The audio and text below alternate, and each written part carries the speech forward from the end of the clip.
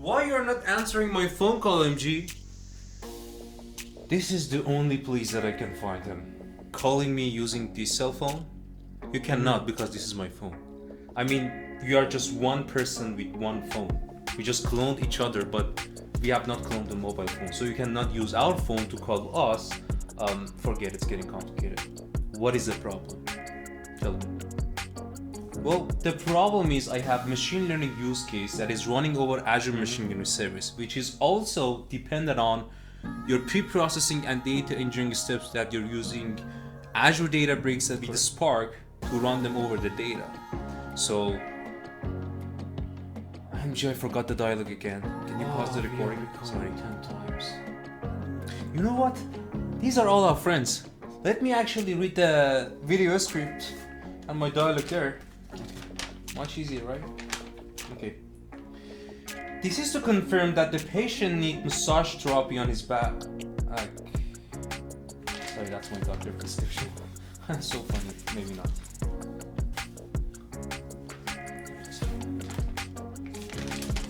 Okay.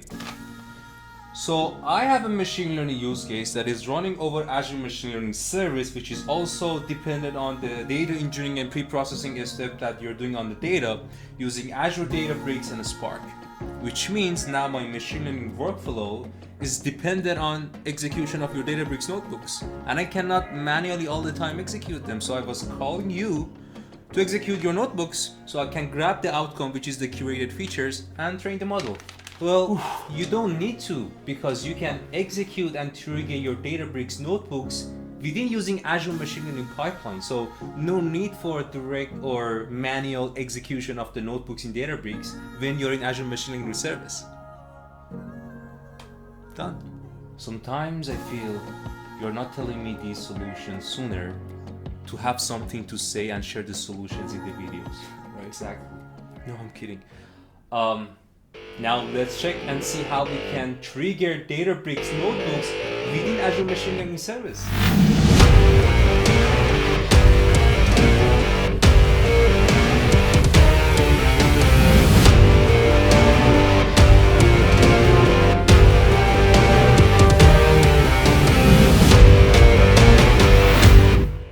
Hello everyone, this is MG and welcome to the video that is going to show you how you can orchestrate and execute your Databricks notebooks using Azure Machine Learning pipeline.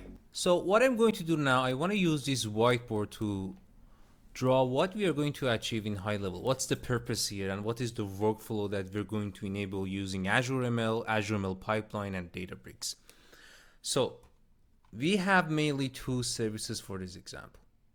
Of course, we have Azure Machine Learning Workspace, Azure Machine Learning, and on the other hand, we have another service that we're using for data engineering piece, which is called Azure Databricks or Azure Databricks, right?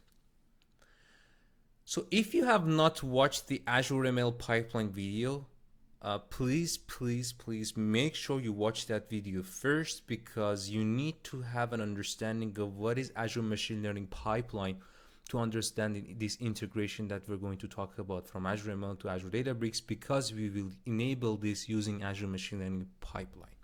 So I will add this video as a card on the top right side of this video, and also in the video description I will add a link to Azure Machine Learning pipeline video that I posted before. So what is Azure Machine Learning pipeline? Well, in Azure Machine Learning Workspace, you write down different machine learning steps, codes, right? Pre-processing the data or data ingestion, featureization, training the model, validation, testing, and even inferencing, deploying, so on and so forth, right? So you need to have an option or a tool to orchestrate these steps, to sequentially execute them. And when you want to automate the training process, for example, you just execute that pipeline or call that pipeline, and that pipeline knows which step it should be triggered first, second, third, so on and so forth. And each step of your machine learning workflow can be executed on a separate compute. This is a fantastic power that you can have. So I repeat again, each step of Azure Machine Learning pipeline can be executed on a separate compute. That's the trick. That's how we can run any step we want in Azure Databricks, but without necessarily doing any manual work in Databricks. I can execute that or trigger it using Azure ML, which I'm gonna show you how. So if you again watch the Azure ML pipeline video, I showed there how to create a pipeline there, and in Azure Machine Learning, I mean. And we had actually a pipeline that we start to actually, let's say, pre-processing some data. And then we had the next step was some further cleaning, so on and so forth. And then we have, I think, splitting the data, featureization, and then even training the model that we use actually AutoML. But again, you can use any training code or training model. Okay. So this can be our step number 1. We start from pre-processing, number 2, 3, 4, blah, blah, blah, so on and so forth. And we sequentially execute these steps. And then we include all these steps to Azure ML pipeline. And the nice thing about Azure ML pipeline is that as soon as I have all these components in an ML pipeline, I can create an endpoint out of it. It is like an API call then. With just having the URL of this pipeline, the endpoint, I can just call this and automate all these steps. So it will be definitely useful for me to have a retraining process using an automated pipeline that I can call it just through URL in any application, correct? Now the challenge is, let's say for this use case, the data engineering part of the pre-processing data ingestion part of step number 1 is running over Databricks, because let's say the data was huge and the data engineering team or data scientist team, they were using Spark in Azure Databricks, which is the main capability there. And now when I want to automate all these steps, one of my very important steps is actually running in Databricks and the codes are there. So how can I have that in Databricks, in Azure ML? I cannot copy and paste the codes here because that's using, let's say, some Databricks capabilities or a Spark, or it's not even efficient to copy and paste all the time. And I'm going for automation. So there's no manual work here. So how can I do it? So let's say in Databricks now for this use case, that step number 1 is happening in Databricks notebook, which is the, let's say, the data engineering part. Right, and it is using PySpark or even Python or Spark or any API for Spark, let's say Spark SQL, so on and so forth. And how we can call this notebook when I'm in AML? Well, I mentioned you this step can run on separate compute, so I can float that. And actually not offloading, in this pre-processing step I say that there is nothing to run in AML. Actually go to Databricks, there's a notebook called data engineering, execute this, and the outcome, which is of course a curated data set, register it as an AML data set. And I'm gonna tell you why. AML, and I'm really apologizing for my bad handwriting because I'm using my mouse and it's pretty hard to write it down. So I'm saying that when you run this notebook in Databricks, register it as an AML data set, so it will automatically register it to Azure Machine Learning. So when I execute step number 2, I have the outcome of my data engineering process here. So I just grab it and do the rest of the steps.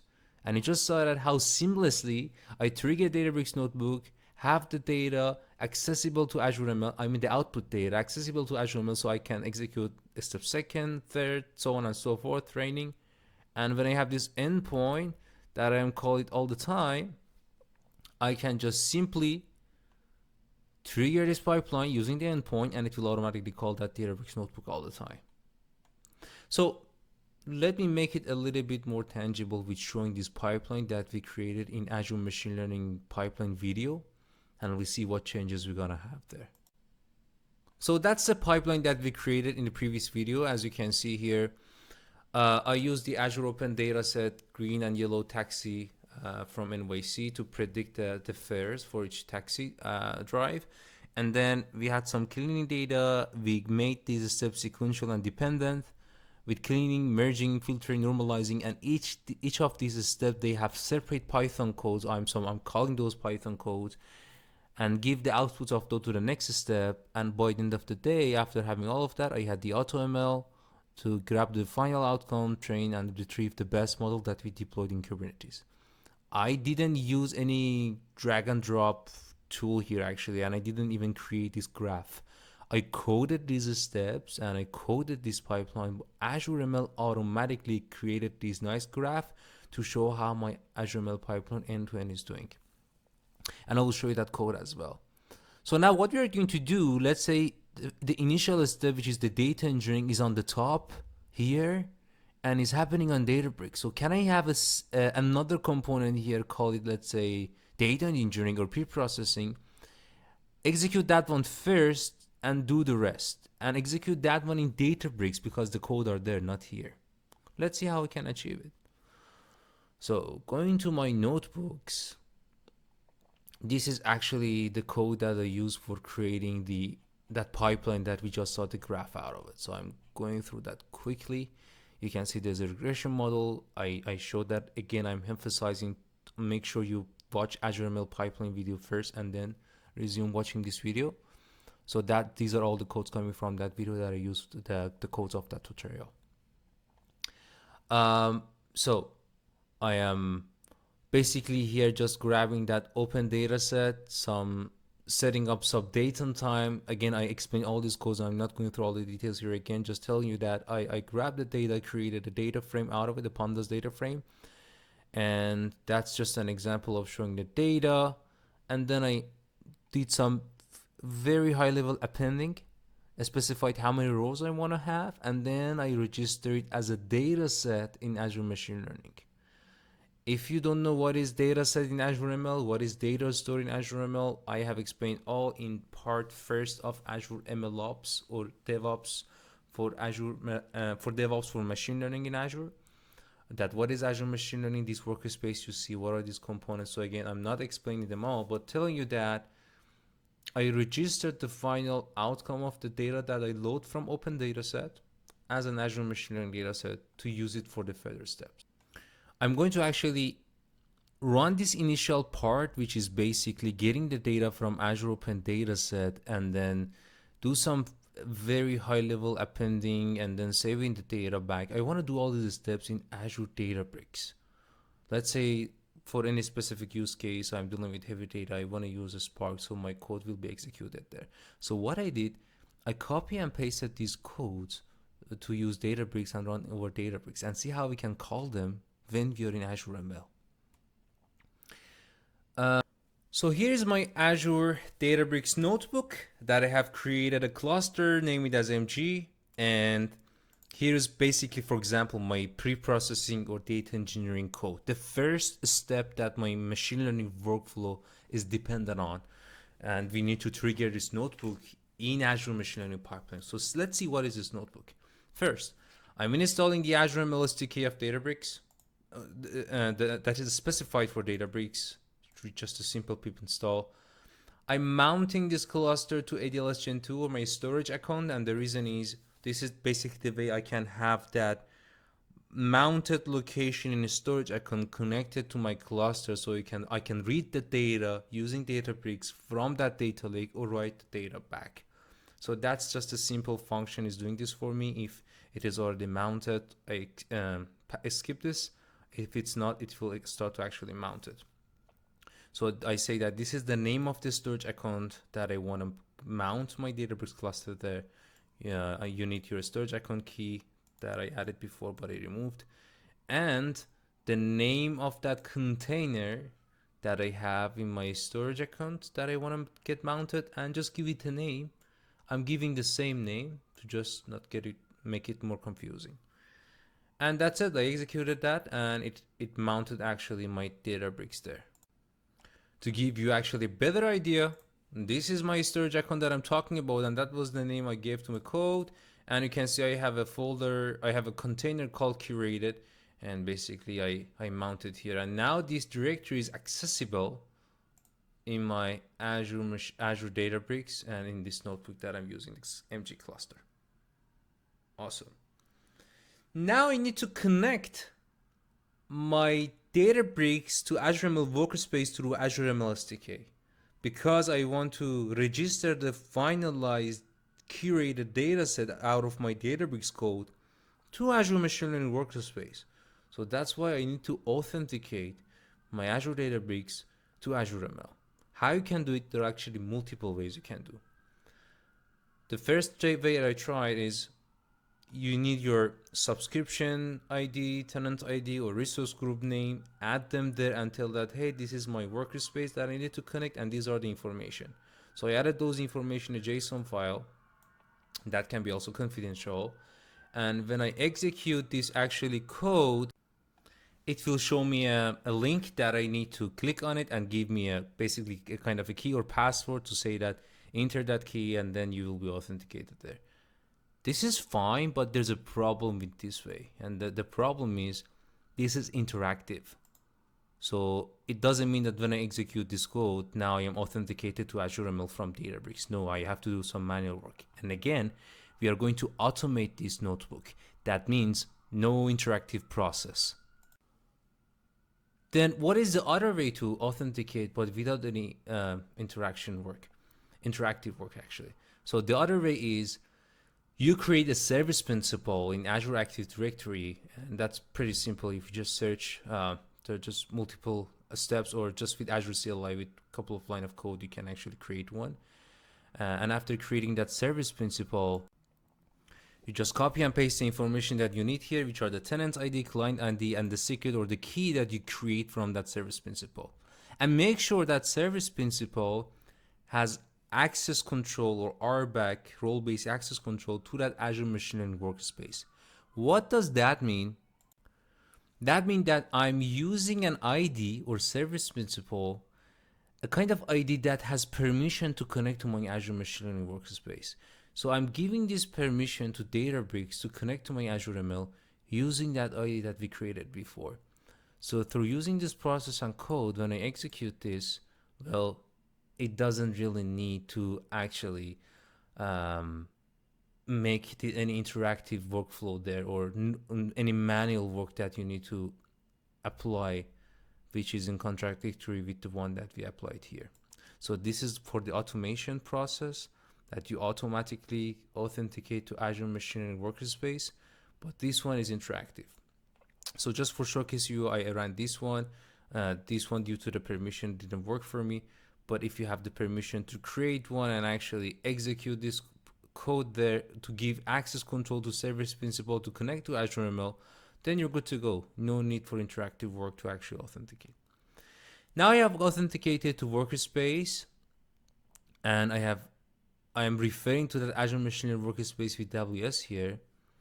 And you can see I copied and pasted the same pre-processing codes for grabbing that New York taxi data using Azure Open Dataset, giving the date time that I need to start and end the dataset that I want to grab, the sample size, some basic appending, and very simple. I'm fine. Let's say we finish the data engineering and some pre-processing steps, and that's the time that I want to register to Azure ML, so Azure ML can access to this data. You can write it down to the place that let's say you loaded the data. Simple. I wrote it as a CSV. You can write it as a Parquet, any format using Python, or you can use PySpark again. But also, what I did here, I said, well, from dataset, which is referring to Azure ML, and it's a tabular dataset, I want to register this pandas data frame, which is the green taxi data, and I mean the data frame for green, and also the same thing for the yellow taxi. I am executing the same code to this storage account, and that's a data store because I have defined this storage account in Azure ML before. Give this name, and that's it. Show the process. I can see what's happening here. That's it. So I was able to register the pandas data frame, which is some pre-processed in Databricks, to Azure ML using Azure ML SDK in Databricks. And now, if I go to Azure ML, you will see there's a dataset called green taxi data that is created and curated using my Databricks notebook. Let's check that out. Here's my Azure Machine Learning workspace. If I go to dataset, let's wait for getting loaded, and there you go. This is by MG created. This is the data source. Remember the same storage account that I told you about, and the same name we gave. This is fantastic. I didn't use Azure ML actually to create those, but I was able to register them even from Databricks. This is nice. You're one step close to automation and use that in Azure Machine Learning pipeline. So let's say this is my data engineering code. It is ready. It can use any capabilities of Databricks Spark I talked about. This is just a simple Python example in Databricks, and it is in my workspace, and I want to trigger this automatically using Azure ML. Let's get back to my Azure ML and the pipeline code. So I'm gonna skip these codes because these codes were actually executed already in Databricks, so we don't need them anymore. And here's the fun part. That it's a new thing that I added. You didn't see this in Azure Machine Learning pipeline video because we didn't use Databricks Step here.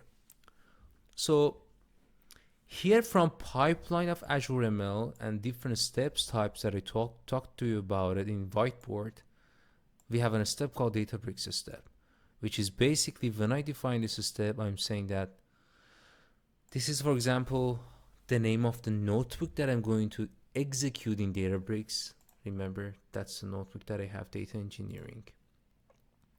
Number of the worker, that's for the cluster. Where is the notebook path?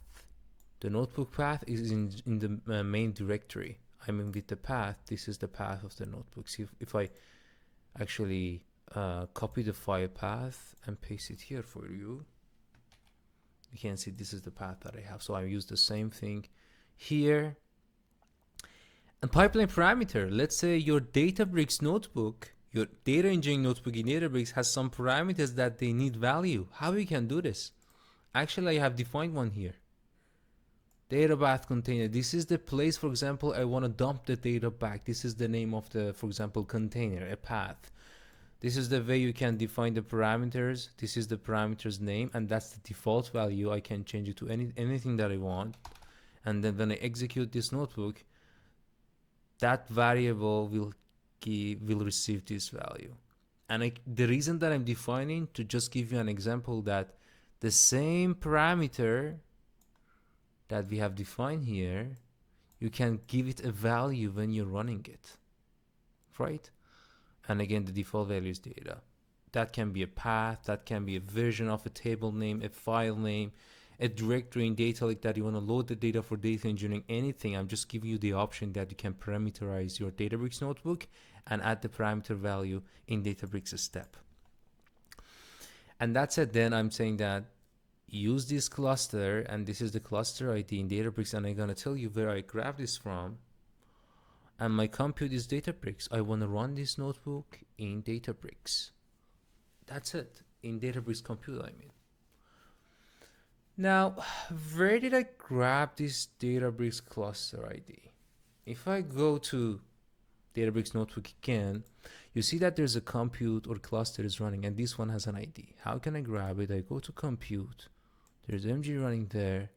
There are actually multiple ways we can grab the ID. The first one is in advanced options. If you click on JDBC, this is actually the cluster ID, or even simpler. Here you just click on JSON. Here you go, the last line, cluster ID. You just copy that, and if I go to my notebook and I just add it here.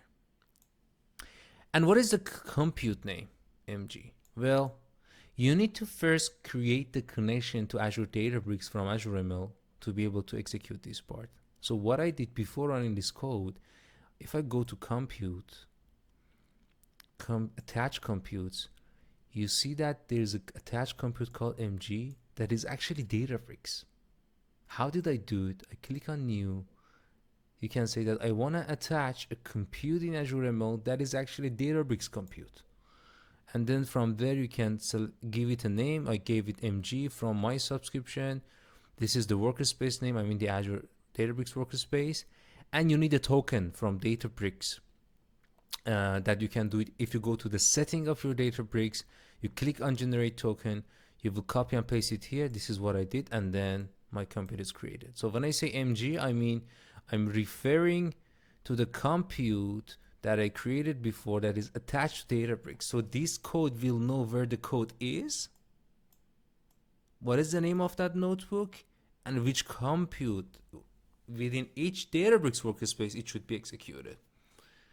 And I'm good to go. The rest is exactly similar to what I went through all of these in Azure Machine Learning pipeline video, which I'm doing some further cleaning, featureization, and all the way I am using AutoML to train the regression model. So when I executed that, you can see now it's completed. It was showing me all the process. And when I go to the pipeline section, remember what I showed you at the beginning? So what I showed you at the beginning that we created in the previous Azure ML pipeline video was actually this pipeline. So when I execute that code that I showed you right now in the notebook, this will automatically create it for me. But now this time I added Databricks step. So see what happened. So within the same experiment, now you have a new experiment run.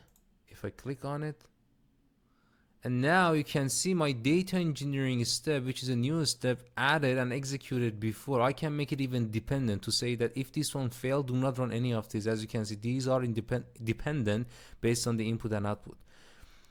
But because I defined this step first, this should be completed and then the rest will be executed. And you can see the Azure Databricks logo is added beside this step. That means this step in your Azure ML pipeline is a Databricks step. And that data engineering is the data engineering code that I had it here. And I was able to run this and then run the rest. And now I have the model ready. So for executing all these parts, I just attached the compute as a Databricks. I generated a token. I added Databricks step in my notebook. I do not need to do this process again. I just got the token and I'm fine. So next time if I want to run this pipeline, I don't care about this notebook. I'm not going to run this manually or do anything. The only thing that I need is just publish this pipeline, grab the endpoint out of it, and whenever I call that endpoint, Azure ML knows where my data engineering step is happening, execute this, and execute the rest. So I brought the best of Databricks, the capabilities of Databricks, Spark engine there to my Azure ML pipeline without loading any execution to Azure ML, and let everything happening to the part that my data engineering team has developed, created, and the compute that has been used in Azure Databricks. So the last thing that I'm gonna say before I finish this part, so I showed you how I coded Databricks step, right? So you can see we have a Python script step. That's a way that we can execute the Python code in Azure ML pipeline. Again, I explained all of them in Azure ML video, pipeline video. But going back to the new step we introduced today, Databricks step, you see some parameters that I have added. There is the notebook path, what is the parameters of the notebooks, so on and so forth. But if you want to know what other capabilities and flexibilities you have, what are the inputs you can add here, I will add this link to the video description, which is the explanation of Databricks step class. You can see you can have much more variables and parameters that you can have values for them.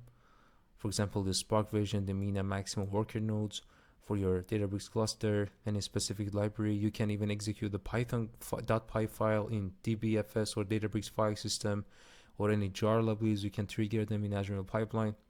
So you can go through all the steps, but the one that I used was the one that you need as a must input parameters, and a high level one that you can just see the interaction between these two services and how we can execute them using Azure Machine Learning pipeline. And that's it. Now, as long as you have any Databricks codes that is leveraging PySpark, Spark SQL, etc. in Databricks notebook, you can execute and automate them using Azure Machine Learning service. MG, before you said goodbye, two things. First, make sure you clone this phone as well so I can call you next time. And second, I'm going for my massage therapy now. Take care. Take care.